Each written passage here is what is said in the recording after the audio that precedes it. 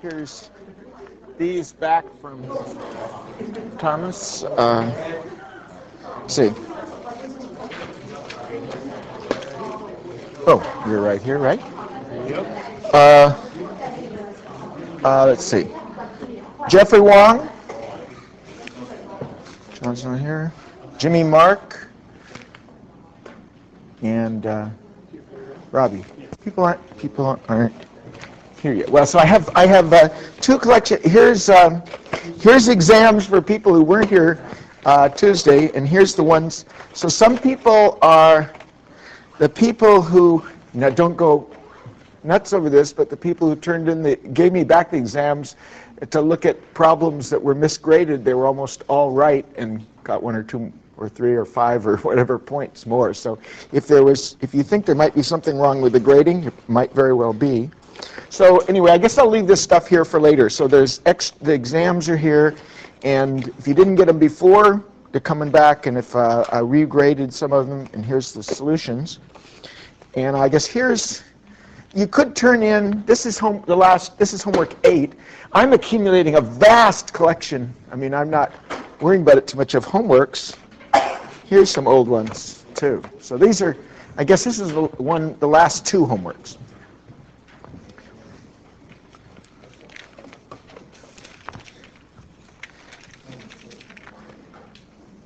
Guess this is coming in.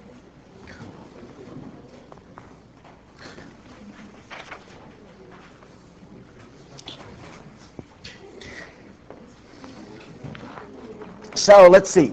Let's actually do something, get back onto the track of doing something on stochastic processes. What we're going to do between now and the end of the term is some of chapters 7 and 10, renewal theory and Brownian motion. Probably very little of Brownian motion, but we'll just get to the point where you'll see that we could be analyzing stock options, you could be making vast amounts of money, and then we'll stop. Just as you're about to discover how to make tons of money with stochastic processes, we'll quit and leave you in the lurch. But you could always read more of that chapter at the end, and actually, if that is your interest, this is sort of everything we're doing is sort of background. Actually, a lot of the finance stochastic processes is actually harder than what we're doing, but this is just what we're doing is kind of the background that you should have to do that. So if you're interested in that, this is not a waste of time in the sense of understanding models of stock market. Okay, well, the plan for today and next week is renewal theory. And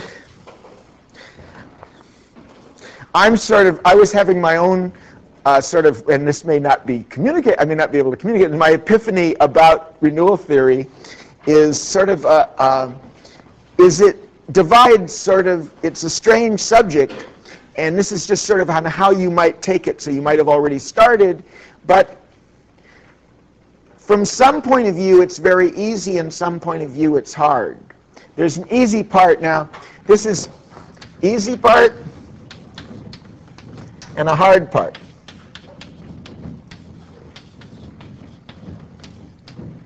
Now, a lot of things can be done by the easy part, and then that's probably the most important thing to know. So most of the stuff is going to be, for the most part, we're going to be focusing on the easy part. But the book has some of both, so you kind of you don't want to miss the easy part for the hard part. It's sort of the forest for the trees and all that, because you can get bogged down in the hard part and not realize there is an easy part. Okay? So you think there's a real easy story here, and then there's some harder story. So the stuff has got stuff that's even easier than the previous chapters and stuff that's harder. And it's mixed together in some strange way. And they're both there. And really, you need to know this, and if you know that clearly, you're probably most of the way there in the easy part. Now, the easy part is perhaps best understood. This is perhaps best understood if you just forgot all the stochastic process stuff. You know, I mean, the easy part is kind of just what you would do if you didn't know any of this Markov chains and the stochastic process. It's sort of, it's just averages, long-run averages of things, and it's just what you would think. So the most likely way to miss problems on this stuff is to look for something harder and think harder and get confused, rather than, because the thing is really easy. The easy part is easy, and if you just think clearly, you could think deterministically. And it's kind of how you could, the problems are a little bit harder, and so you then start asking easier questions. I mean, part of the issue here, it's not only the technique, but it's at each stage, what questions are we asking? And when the situation gets harder, we don't ask as hard questions. We ask easier questions. And that's part of what this is. We're going to make a harder model, but then we're not going to ask much about it. And then if we do want to ask more about it, it's going to be harder. So it's a kind of a harder model.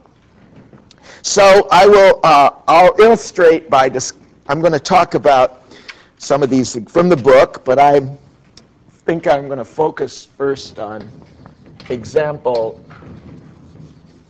712, and this is dispatching a train. So this will be what's in the book. And a couple of other examples I want to discuss. So it'll be in the book, but I'm going to talk about it, and hopefully that'll help orient you. Okay. Here's the problem.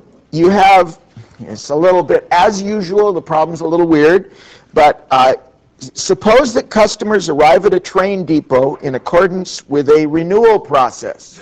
We'll elaborate. Having a mean inter-arrival time, mu. And whenever there are n customers waiting at the depot, a train leaves. So this is a little bit, this situation is a little bit like the bus. I mean, my understanding that the Greyhound bus is a little bit like this. If you were to take the bus to Atlantic City, like if you were into applied stochastic processes seriously and were regularly going to Atlantic City to apply your knowledge, you might go down to the, you go down to the bus depot, Port Authority, and it sort of like looks like buses go whenever there's enough people. Sort of they're scheduled to go every half hour, every hour or something. I mean, a lot of people are into applied stochastic processes, seem to go like every 10 minutes to Atlantic City. But if you go there, I mean, my experience is, to some extent, if you want the bus at 10, people get on, and when the bus is full, they go. And if there's more people there, they bring another bus, and it goes. Well, obviously, at some point, if there are too many people, are going to run out of buses to dispatch, but roughly speaking, that's the model here in this problem is sort of like people come, and when you got a whole train load, there's a train there and take dispatches, and then you wait until they fill up again. So, as usual, the way to think about this is to draw a picture. So you're starting off, and here's time. And so what we're going to draw is a typical realization of the stochastic process that the problem's talking about. This is always a good way to, actually 2 or 3 pictures are a good way to approach these problems. So like if it was a Markov chain, you might draw like a picture I'm drawing, and then you might have a state diagram, and there's a couple of pictures would be good. So you start off and there's nobody there, and somebody comes. So there's a random time, say x1, the time until the first arrival. And then there's a time until a second arrival. So what's happening is I would plot like this. And then at this point, say, there's some level n, which we will maybe choose. That's operations research kind of issue, is what level should n be. But anyway, so there's some level n, so it's general, which might be a decision variable, not a random variable. And this process might be the number of, well, this would be, let's make this a little n, and we'll make this n of t. This is the number of people waiting. So there's initially nobody. After a random time, one person arrives, one, boom. And then at this point, the train dispatches, so you're back empty again.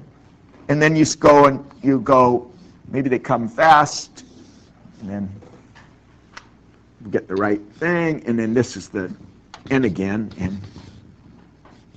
and you dispatch. And I guess we're making 1, 2, 3, 4, 5. So in this case, 5 in this picture. We're choosing little n to be 5. When as soon as there are 5 people there, we would dispatch. Now, I guess from reality, if you think about the times of arrivals, this arrival process would naturally, the natural thing to make would be a Poisson process. If people are independently coming there at some rate, this would naturally be a Poisson process, and these random variables would be exponential. That would be totally reasonable, as consistent with what we've done so far, and actually is a pretty good model. And the reason it's a good model is roughly what happens in a lot of service systems is a lot of people independently are making decisions to go, or somebody decides, and all those people together, when you combine those small probabilities, make this likely to be a Poisson process. So it would be naturally to be Poisson, in which case this would be exponential. And these would be independent exponential variables. That would be the natural thing and consistent with what we've done. Here, however, and I'm not sure there's any real motivation for this practically. It's because we're in this chapter. We're in this chapter where it's general. So this chapter, we want to assume that these times between arrivals are independent and identically distributed, but not exponential. Why should that be? This is not very compelling right here in this example. But it's still, you could still look at this as Poisson is still interesting. But anyway, this could be, so the standard problem would, on an exam, in order to make that point, I would tell you that this is gamma with some funny shape parameter, or this is log normal, or I tell you some specific distribution. The Blitz distribution, okay, with some mean, some variance, whatever, right? I give you a whole lot of detail, right? I give you a lot of detail. It's got some mean, mu. So these random variables are independent and identically distributed with some mean, and not necessarily Poisson. And so if they're not if these random variables are not necessarily exponential. If they're not exponential, if there's something else, then when you would look in here at some point, the time until the next one, this interval, if this is not exponential, this will not have the lack of memory property. This process will not be a Markov process. It will be harder. And now what I'm trying to say is, well, this problem from a realistic point of view, there's no reason to assume these are not exponential. We'll come to other examples where they are. The only reason they're not exponential here is because he wants to talk about those kind of problems. So this is not very compelling from an applied point of view. But if you had somehow, that there's some event happened where some person arrives and then they send a message to somebody else, I've arrived now, you can start thinking about coming too, and they were somehow, coordinated so that one arrival triggered the next one after they arrived, or some crazy thing, which doesn't make any sense much, but you could have these times between arrivals not be exponential. What would be hard to think of that actually. In this context. Okay, well, so it could still be Poisson, and that's still all right. That you might be doing this in a different way. Now, what we might be thinking of, in any case, we might be thinking of what level n should we have, and then in order to make the problem meaningful, we need some costs and benefits. So we might have a cost. Let's see. So we put this here. We might have a cost of C, cost rate of C for, even better would be W for waiting. That's a cost rate. And there might be a cost D for dispatching a train.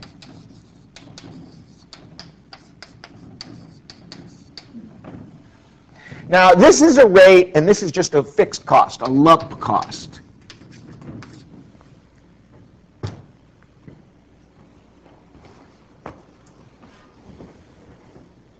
So we have these, we have variables here. What's sitting here to work with? N, mu, W, D.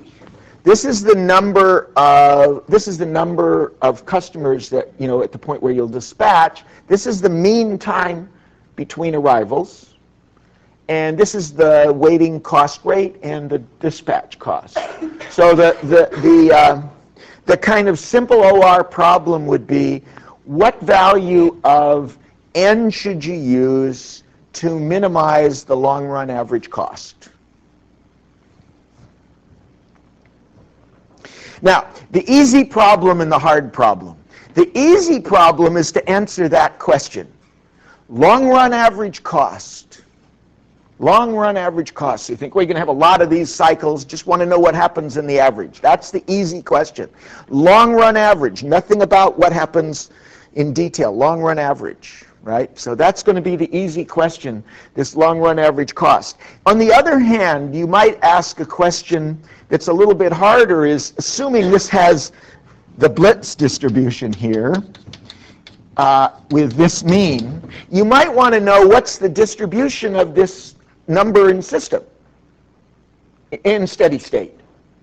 This process will not be Markov if these variables are not exponential. Nevertheless, you might want to know what's the steady state distribution of this stochastic process.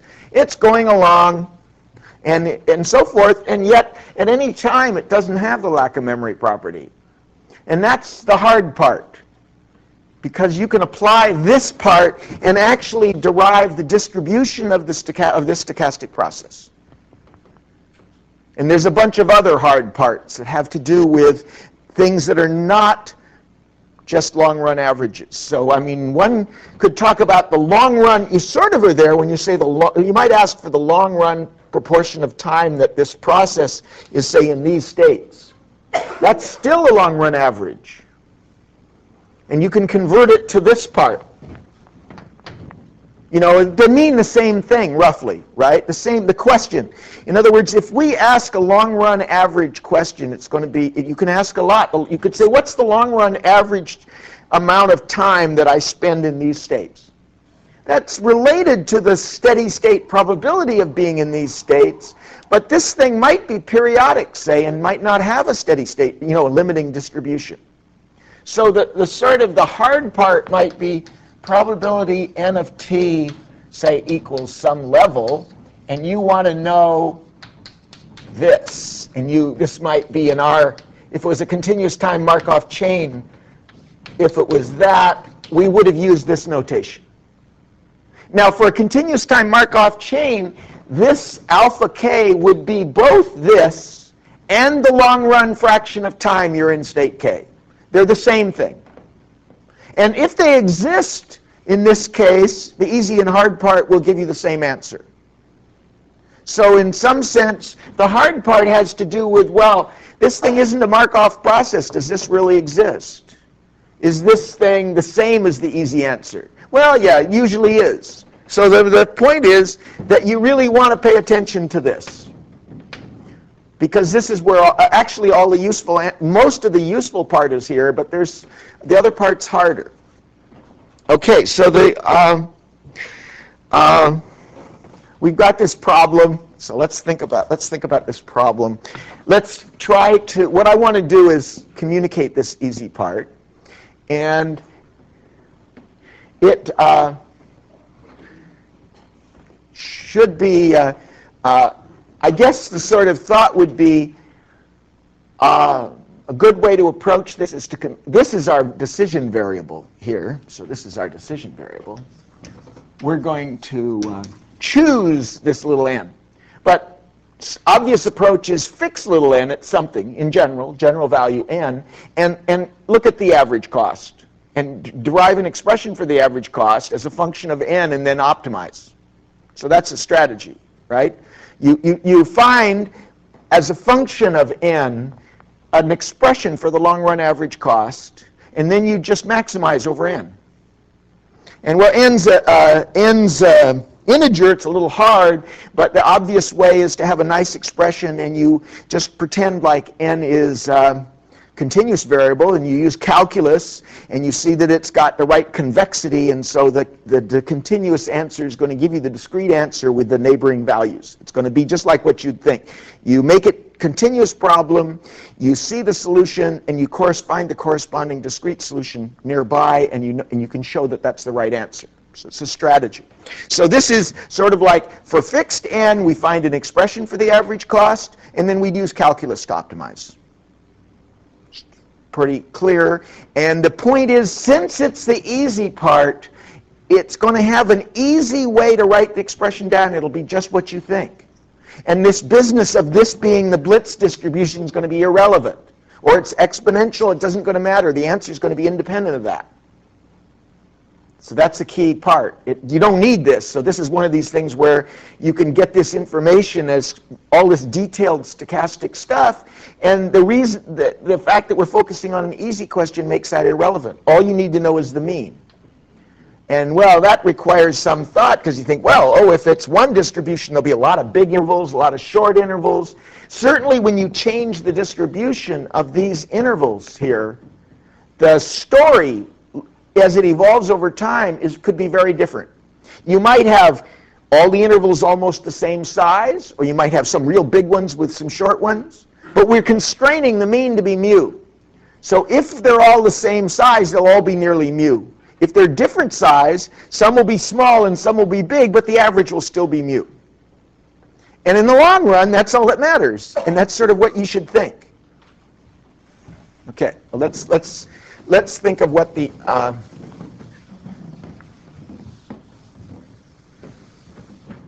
we don't care about this hard part. We're really focusing on the easy part. Now,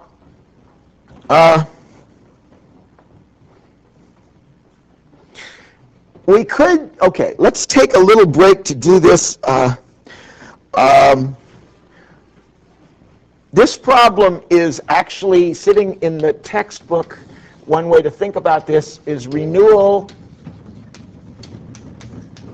reward process. This is a framework.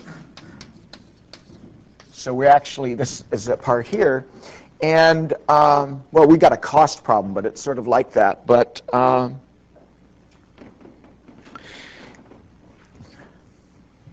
you have the idea of this. A bunch of parts of this is worth focusing on. This word renewal. So that's a new part in Chapter 7. It's worth some focus. I mean, the meaning of that word is the key to Chapter 7. The renewal, the meaning is just like the ordinary usage, to start over. So the renewal property is that there is in the stochastic process where the system totally starts over and looks the same as before. So that occurs, if you think of this process n of t, if you go and look at any time here, you know where you are at any of these jump points, which you don't in between. But if in particular, you could think of every time you dispatch the train as being starting over points.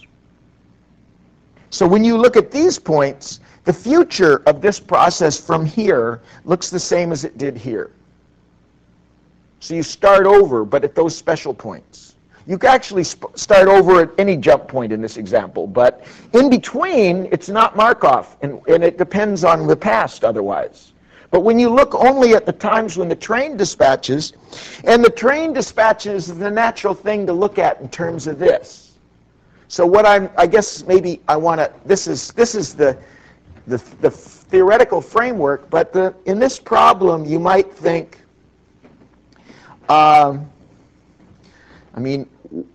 what I want to do is try to think through with you what you would do if you forgot stochastic processes, and that's the right answer. So you might think, I could sort of look at these dispatching cycles, and I could think of, what's the long run average cost? is the average cost per cycle divided by the average length of a cycle. Right? So I'm thinking average cost of a cycle, average length of a cycle. What do I mean by a cycle? A cycle is the interval between dispatching a train once and again, the next time. So you make a cycle. You look at the system over these and you think, what happens there? So then when you write this down, if we think of average cost per cycle, average length of cycle, we're just going to do this. So the average length of a cycle is just, we go 1, 2. So actually, we've been a little careful here. When n comes, here we've gone to n, we have 1, 2, 3, 4, 5. Let's see, so we start at 0. So we have n of these random variables. So we have the expected length of a cycle is n mu. Mu is the mean of one interval, and there are n of these intervals between each dispatch. This is the expected length of a cycle, but in the long run, because when you do the cycles, this is also the long run average length of a cycle. N times the mean. Because there are n intervals as till you dispatch. And then when you come down, there's n more. Every time there's n intervals. So this is just n times the mean, average length of a cycle. Now what's the cost in a cycle? Well, we dispatch the train once in a cycle. That's why we use these cycles, right? Because we dispatch the train once precisely in each cycle. So that's why you want to use those cycles. And then what else happens? Well, you have a waiting cost. You have a waiting cost, but this is a little tricky. It's 0 because you're waiting for the first buddy. There's nobody there, so there's no cost. So actually, 0, 1, 2, and n minus 1. So the waiting cost rate times, this is the mean length of the thing, but you have 0 plus 1 plus 2 plus n minus 1. Because there's 0 there for 1, then 1, 2, and then n minus 1. And when you go up to n, it's n minus 1 right before the dispatch, right? Not n. So you really have this many there during those n cycles, one less than the, right? So this is sort of, this has nothing to do with this course. This is just paying attention to that there's 0 here, and the last interval, there's n minus 1. At the instant you go up to n, it's dispatched. So you have that. That I'm maintaining that that this problem would actually be, for most of you, be much easier if you hadn't had this course up to now than it would be now. Because now you'd think you have to do something stochastic, something or other, and you would look for something deep to apply to this, and it would become hard. But if this problem were sitting on a SAT, GRE, all those things, you'd just do it quickly. You just write this down. This would be the obvious thing. Unless I wrote too long about the Blitz distribution, and you'd think about how to use it, right? But since it doesn't appear here, just its mean here and here.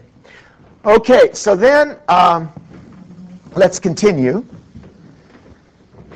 So, well, what do we need to know? We need to know the formula for this, right? The sum of, we need to know that is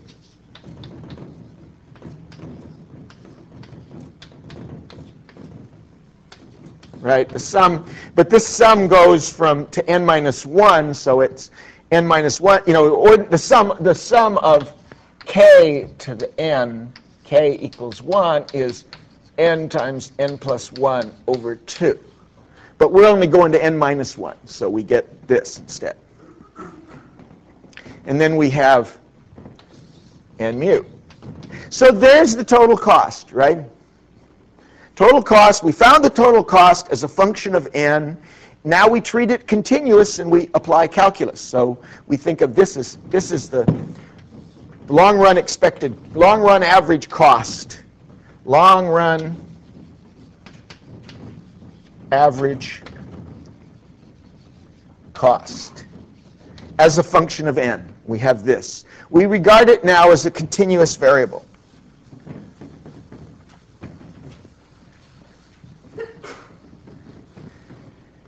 We're now advancing to Calc 1, I think, right? Calc 1 now, right? We're advancing to Calc 1. We change the variables, and we say this is d plus w mu x minus 1.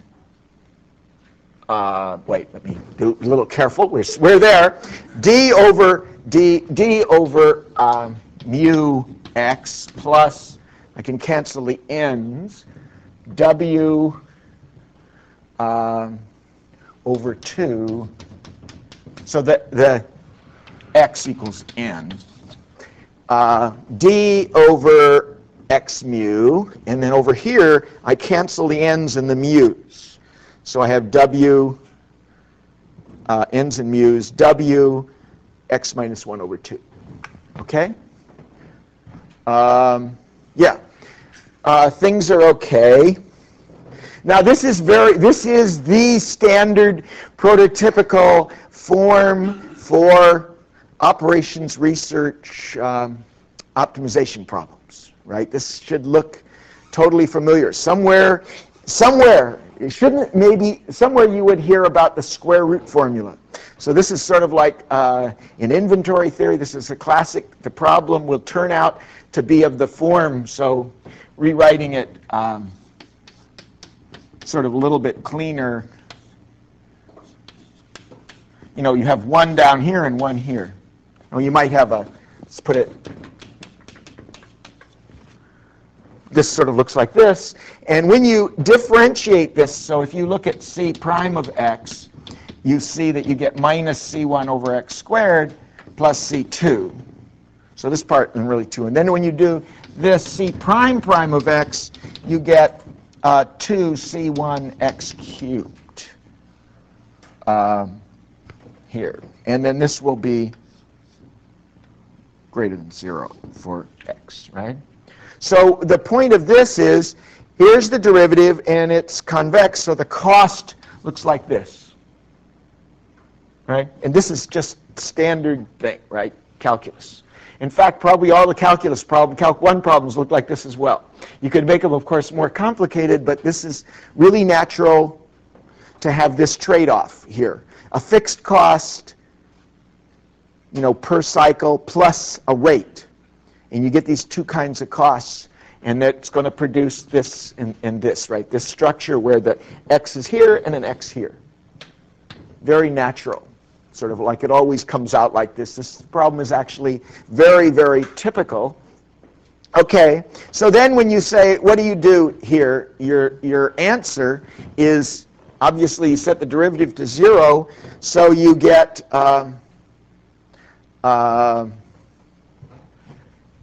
x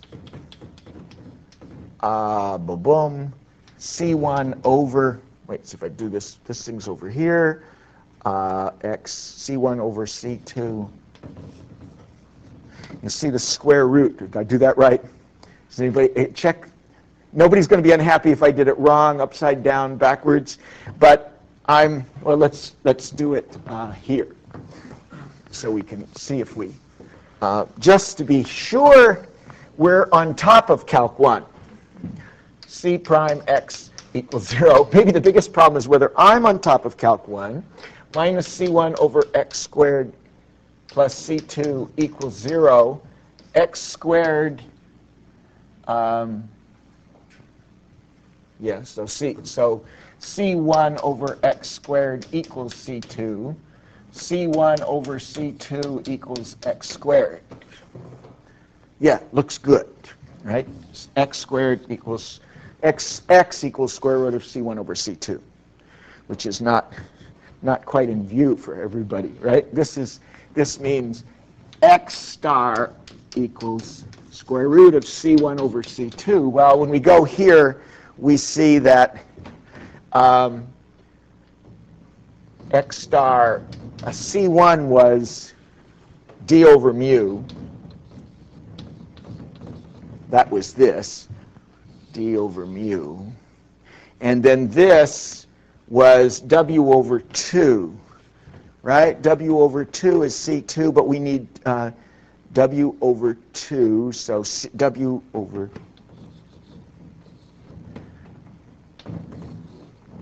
So I'm just plugging that in, because here we actually have these parameters. So the C1 would have been this, and the C2 would have been this. And you get this square root formula.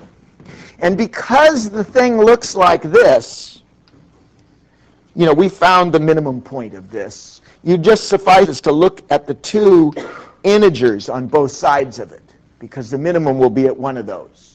You don't know in advance which one it'll be, but it's one of these two adjacent integers. So you can evaluate the thing at both of these and see you've got the right answer. Well, once you've done this formula here, once you have this, you could, of course, evaluate it. You could just plot it for all n. Also, you could sit there and plot it, right? You'd see the function. It's not such a big deal to do the calculus. So you want to get this, but it's just long-run average.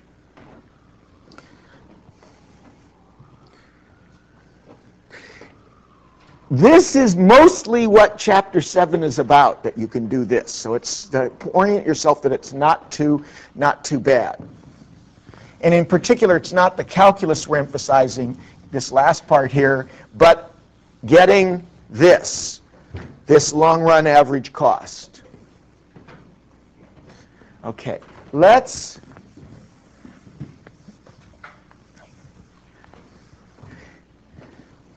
Having done that, let me go through the sort of theory that would justify this, which is actually quite simple. So you have a renewal process.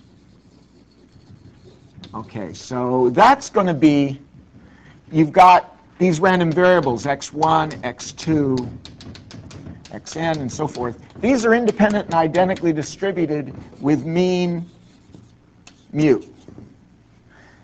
Okay, and then we have the counting process, n of t, which is, well, let me first of all have the sums of these. Then you have the counting process, which is just the maximum, the number of these such that Sn is less than or equal to t, the largest n. So what we're doing here is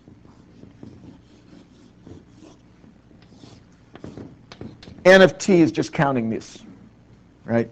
And this is x1, this is x2, and x3, and so forth. But now I'm not doing, this is not the train, I'm just counting forever, these intervals. This is like a Poisson process, it's a counting process going on forever. This is a general thing, or I have a renewal process. And in addition, I have some rewards. R1, R2, blah, blah, blah, blah, blah, IID with a finite expected reward. Finite. This mean mu equals expected value of x.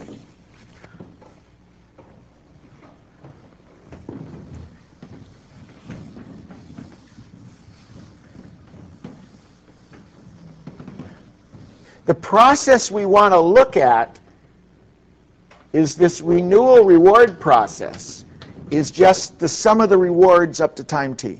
So this will be the sum of these rewards, n equals 1 to n of t. So this is the number of, these are cycles, and the sum of, this is the length of cycles, and then this is the number of cycles by time t, and you're getting a reward per cycle. So this is the renewal reward process.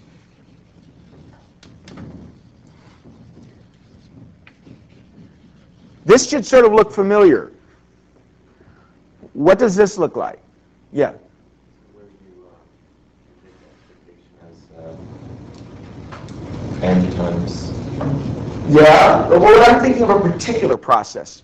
This thing should look like a particular process that we've studied. I'm not thinking about what we do about it yet, but this looks like a particular process. Component. Right? I mean, in general, yeah. The compound Poisson. Yeah, this looks like the compound Poisson. This looks like the compound Poisson, and it would be the compound Poisson if this n of t is Poisson, which is a special case. It could be Poisson. It just need not be Poisson, right? This looks just like compound Poisson, just like the amount of money that you take out of the ATM machine when the people arrive randomly. Same kind of problem. This is the same thing. In that case, these are IID, and this is Poisson. But now this is renewal. The times between these successive events are independent, identically distributed, but not necessarily exponential. Because of that, the evolution of this process in time is complicated, but the long-run average is still simple. So what we want to say is this. Here's the result theorem.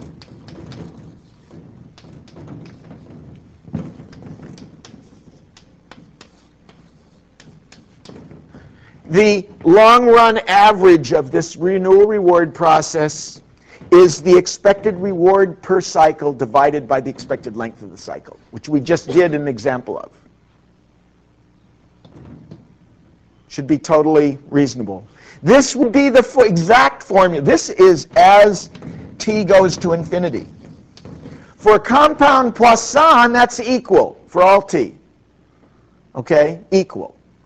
That's the mean of the compound Poisson. But now we got this renewal thing. It's not nice for each t. It's only nice in the limit.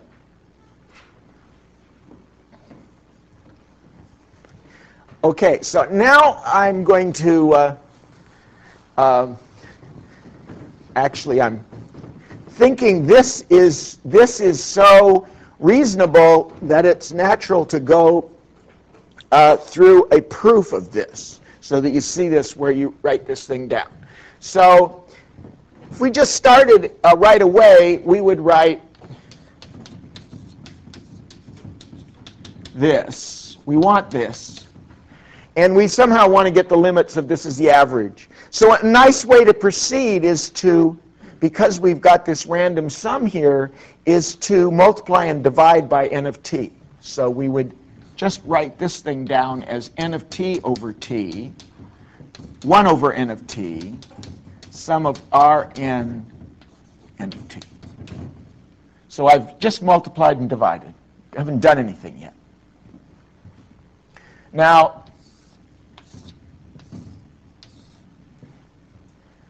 we know this.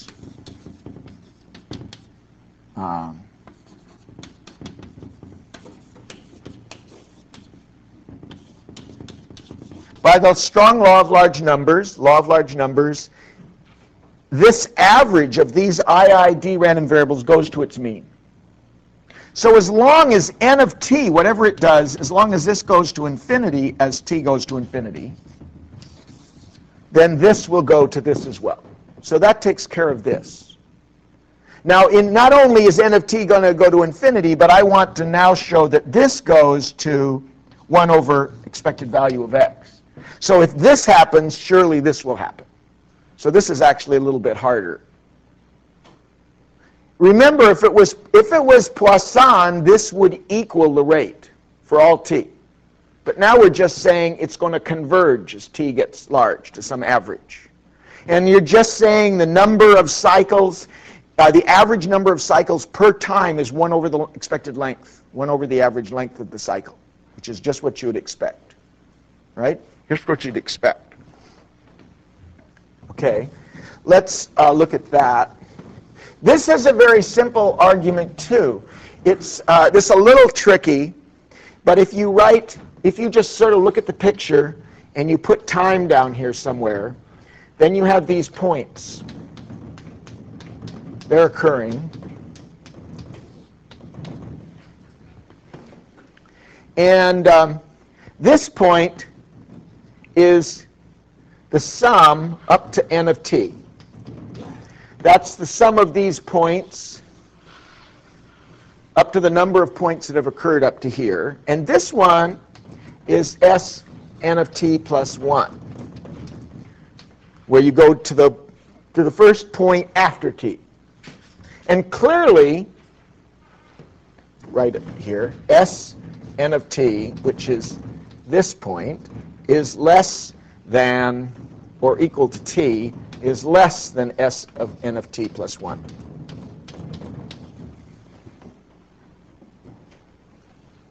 Where these s's, remember, Sn is just the sum of these.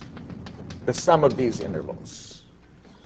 And so this is x1 here, x2, but this is s2. And this is x1 and s1, and this is s3. And so for this is s of n of t. And then this is s of n of t plus 1.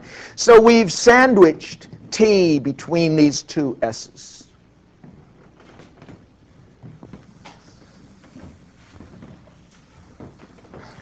So now, for this nice thing here, we could do it upside down because all we need to do is divide by n of t.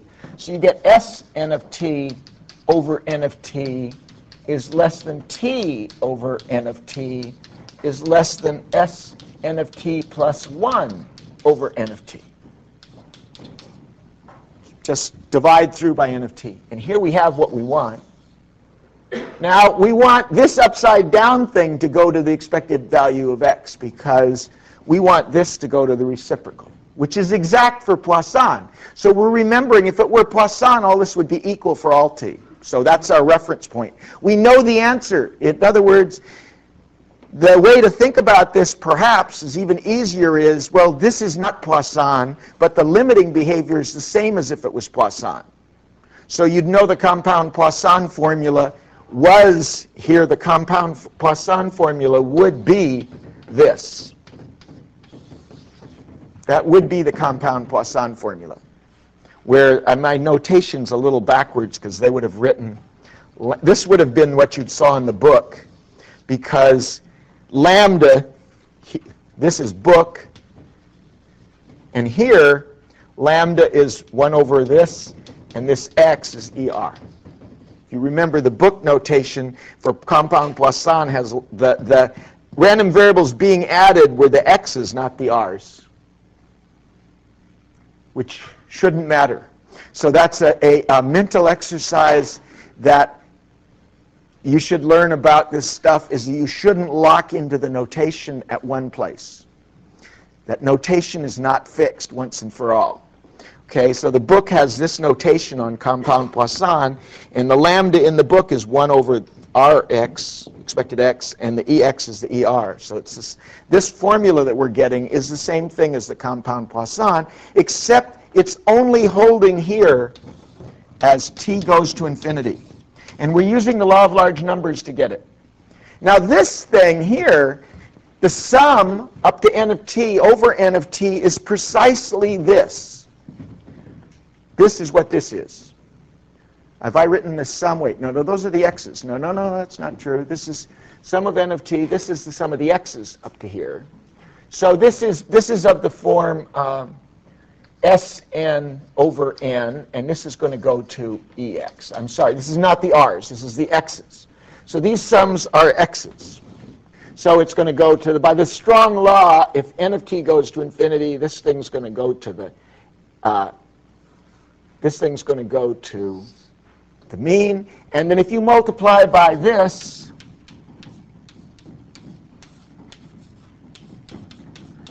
just multiply and divide by this, you see this goes there, and this will go to 1. Because this is n of t, and this is n of t plus 1. So what's missing here, again, we do need this. Because we're actually using this, and we haven't proved it. We actually need to know this, but it's true, because we're going to say if that goes to infinity, this will go to, this will be Sn over n by the law of large numbers goes to its mean, which is this. And so this goes to the mean, and this goes to the mean, and this is sandwiched between it.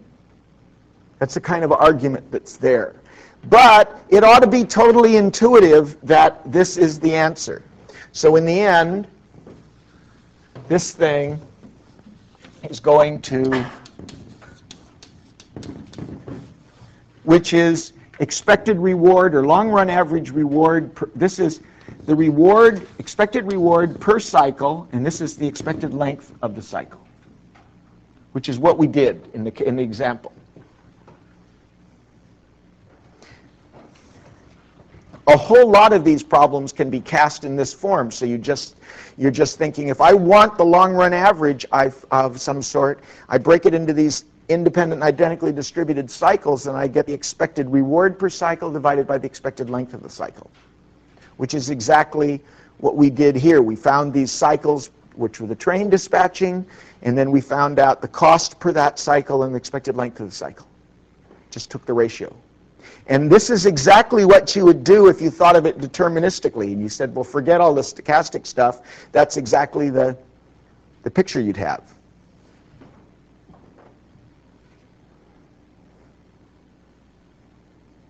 Okay.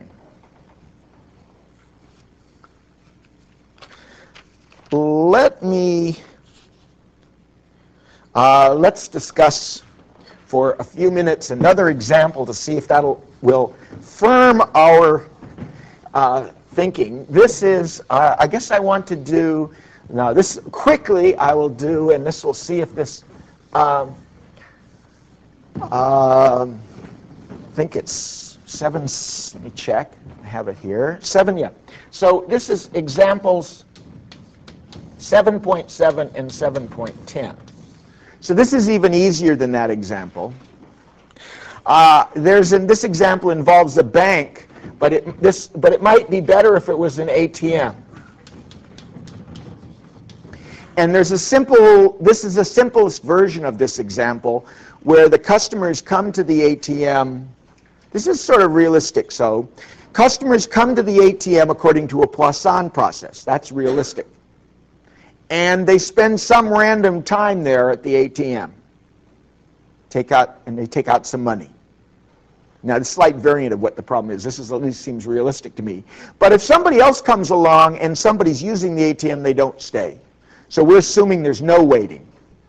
They just, if the ATM's free, they come. If it's not, they just go on. Might be reasonable to think of that as the case. So if we think of the number of customers, we draw the picture, time. We start off and there's nobody there. So somebody comes along and there's a time until somebody arrives and they're there. So there's a time until a customer arrives and the time they spend in service, and the arrivals won't happen here. And then there'll be, as soon as this person leaves, the Poisson process has a lack of memory, so it's another x2. So we're going here, and it looks like this, where y2, x2, y2. And this is exponential, and this is something, which again could be the Blitz distribution. Say, we wanted that, okay? So this is exponential. This is exponential. The fact that this is exponential is not critical, really, but it's realistic. It's not critical in the sense that whatever it is, you start over here. So if these were actually anything kind of distribution where you knew their mean, you know the mean of this. But this is the picture. There's nobody there. They come according to a Poisson process, so there's an exponential time until somebody arrives.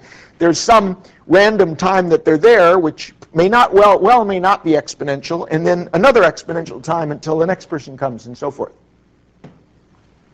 And then during each of these, this is a cycle. Well, you could have started the cycle at either place, but you can think of the time when they complete service or the time when they start service. Either one would be a cycle, but you have a bunch of these independent and identically distributed cycles made up of the waiting time till the arrival and then the time in service.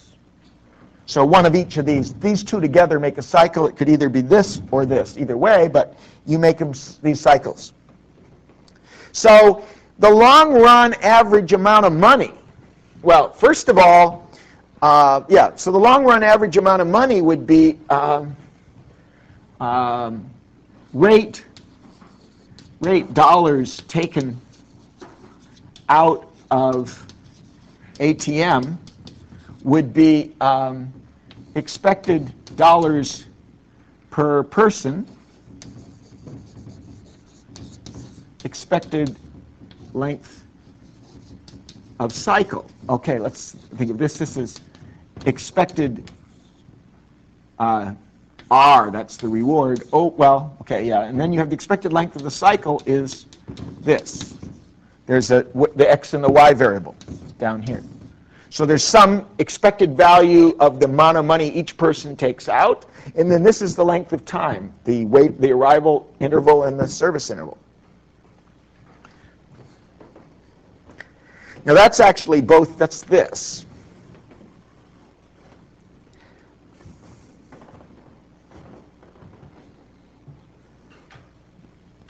And I'm contending, I think a kind of major point here in orientation is if you didn't have this course, this would be totally obvious to you. That's what you'd write down. And if you're doing this course, you're thinking maybe there's some trick. It must be harder than that, right? That's sort of an orientation. I think it's helpful to kind of have in your head that it is easy just like it should be. Okay? And it's in part because we're only asking what's true in the long run average. We're not asking details about exactly what's happening. Okay? Now, actually I wanted to kind of discuss this question in 7.7. So there's actually an interesting point here in this part, which doesn't have to do with the money yet. So you first ask this without the money. So the question is, let's see if I take the thing exactly, 7.7a. What is the rate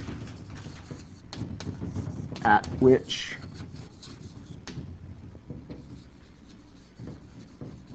customers enter the bank is the problem, real wording. In my modification, come to the ATM, say. Instead of that, I'd change it to this, right? Because it seemed more realistic that you'd have an ATM maybe with one space. There's even like the J of what proportion of customers enter the bank. That's B. What proportion of customers enter the bank? This invites, it's like what abandonment, so this is like question J, which I wrote up an answer to, but much easier. This is easier, but the same thinking, the same kind of reasoning you want to use here. Now, my last thing to try to intrude before the L word that's coming upon us is to focus on this word and what it might mean, rate. That's kind of key here.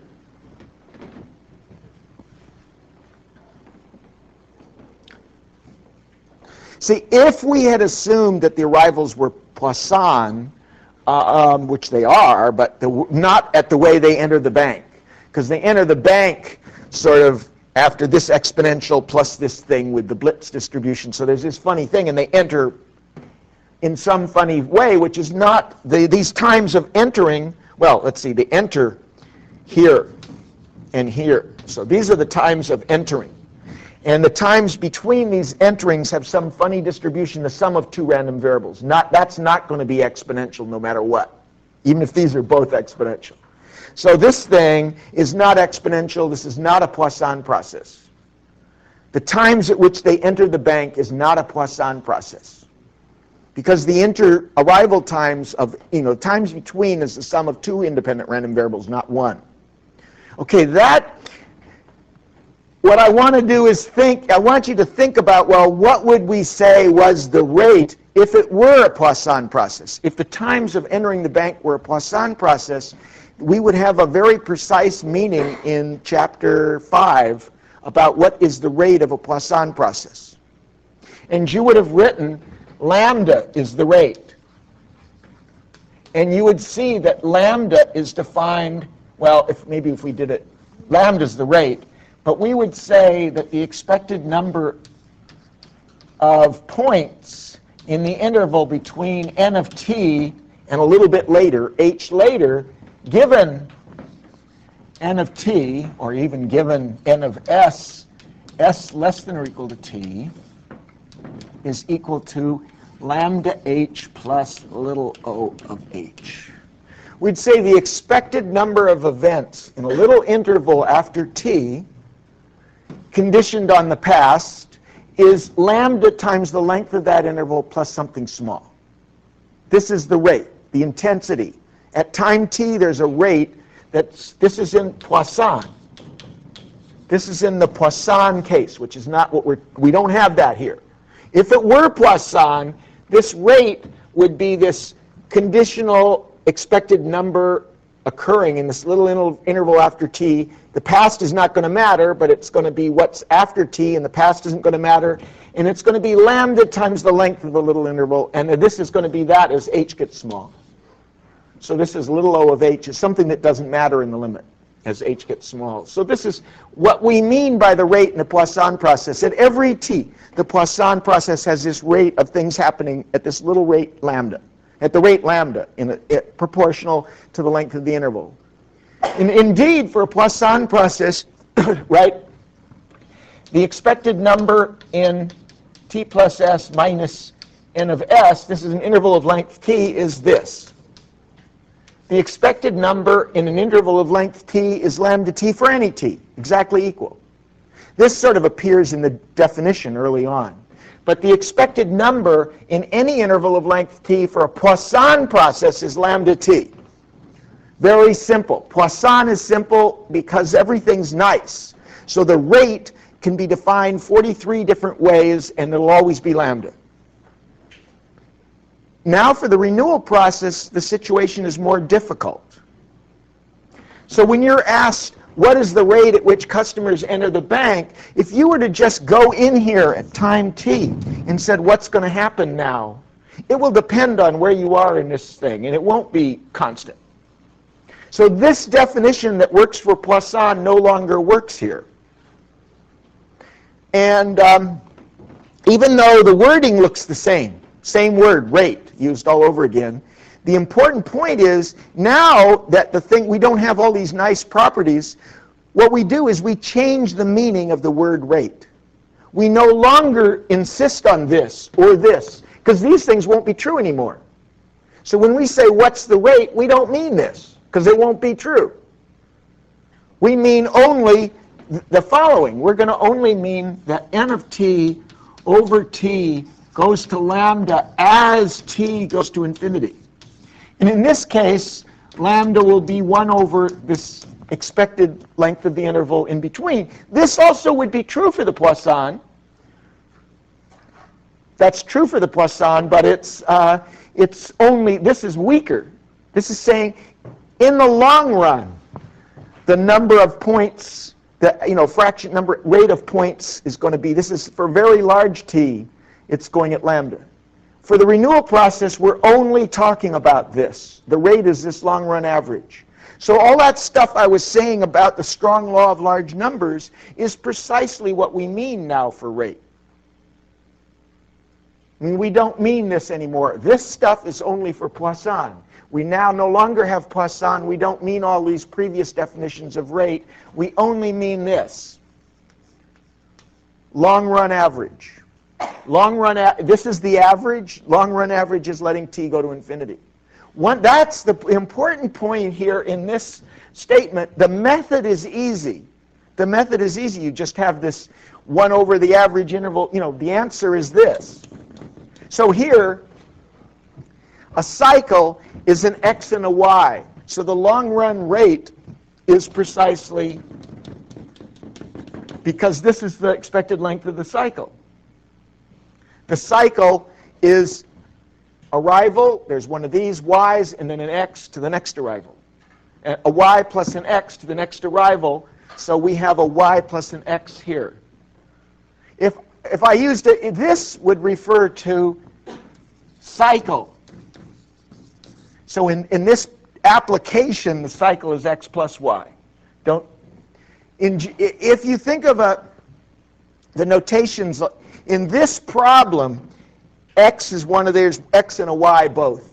In the abstract renewal theory, you just talk about the whole cycle as x.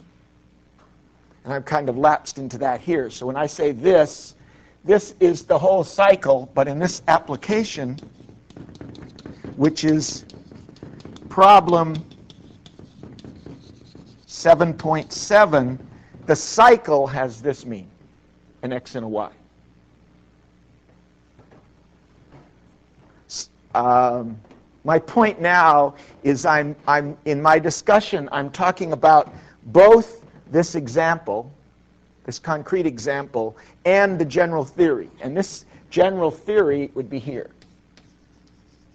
And here you would, if you were doing the general theory, you would have said, here's time, and you're starting off at 0, and then you have this, and this is n of t, and this is x1, x2, x3, and to here. This would of course be S3. And the general theory is this is just a renewal process, arbitrary renewal process, and these are the intervals between, and you would say this in that framework.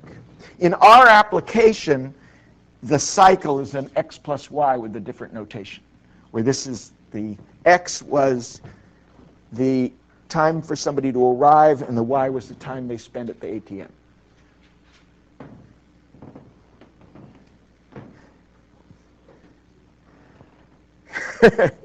Okay, the L, let's stop there. Are there any comments? Nobody dare interrupt anybody who was thinking. There are 60 or 40 or 30 or how many of you with the L word in your bubble over your head? So let's just go there. If you have homework to turn in, I turned some back, but if there's more to turn in, I'll take them as well. So 8. The last homework, I turned some back, but you may have more. So there's exams and homeworks and stuff.